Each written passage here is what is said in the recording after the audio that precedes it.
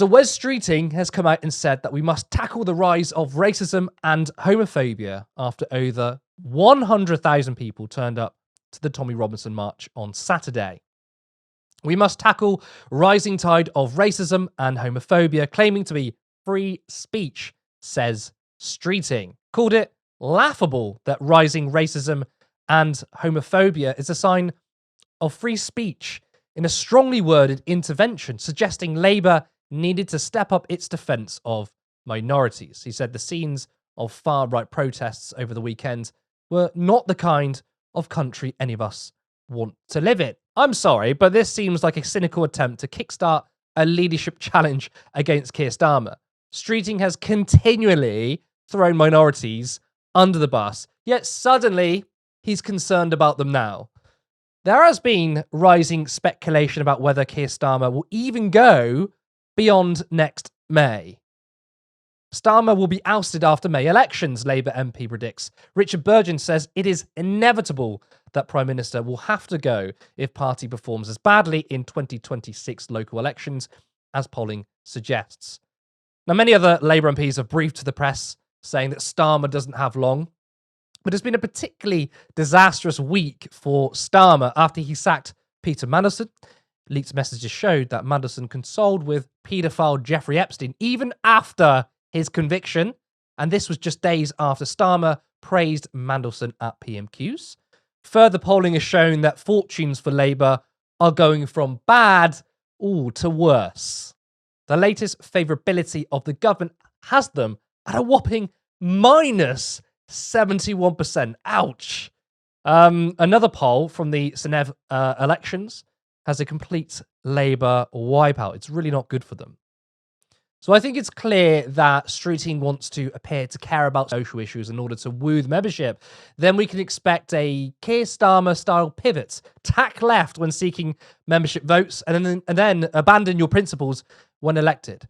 But the thing is, the membership won't fall for it for a second time. Ben, do you think this recent intervention means Streeting is looking to oust Starmer? Yeah, I think there's a high likelihood that you're right on this one. And ever since the election of Keir Starmer, we need to bear in mind never to trust the Labour right again. Just do not trust them, because they are clearly willing to just lie straight to your face, and it doesn't matter because you're left wing, so your voice doesn't count in the electoral calculus. You've got to remember, it wasn't too long ago that Wes Streeting, and when I say it wasn't too long ago, I mean it was last week. I think around the 9th of September, Wes Streeting was going on TV and saying, we've deported more than anybody else.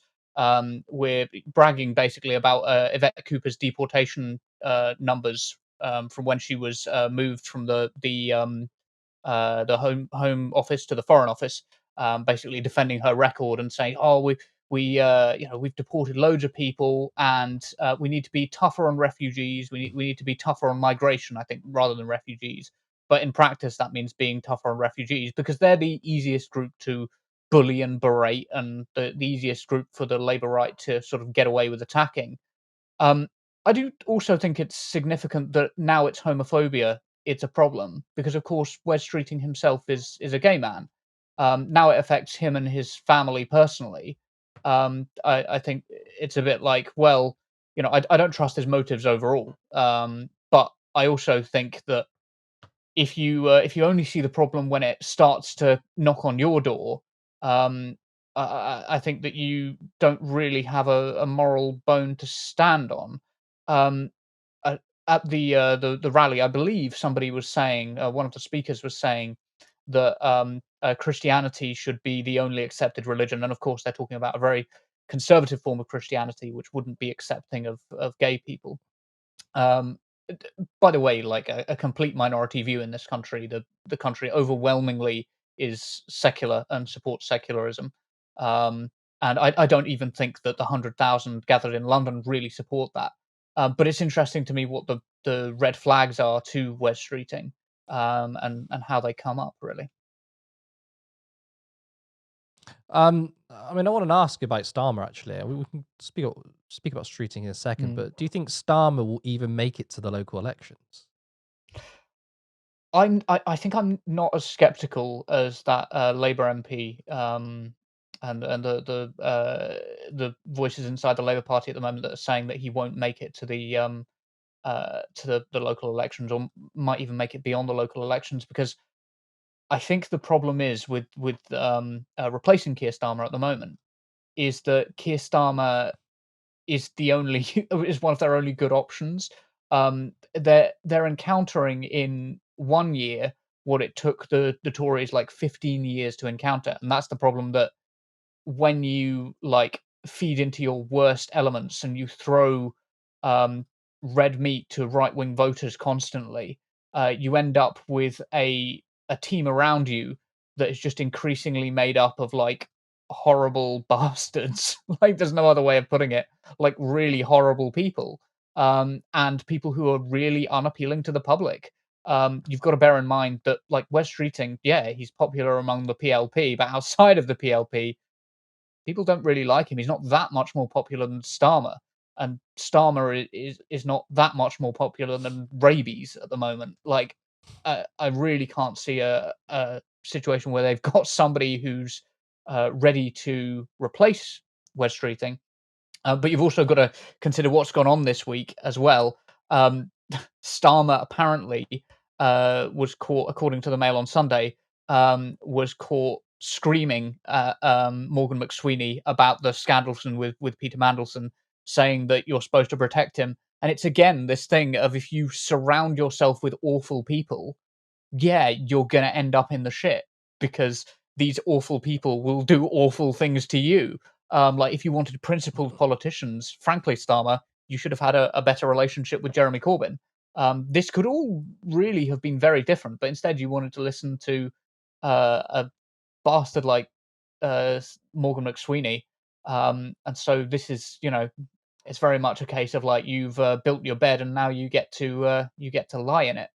Um, I think a lot of the sort of approach of these people, Morgan McSweeney, Wes Streeting, Keir Starmer, is that there's an agreement between the right and the left that you try to win over the centre, right? You try and win over the center ground, and by winning over the center, that is how you win politics. It all comes from like 2005 Tony Blair era politics, where what you do is you try and find that middle ground, and you wouldn't like appeal to your extreme base in any way, whether that's your extreme left, what they see as the extreme left, or your extreme right.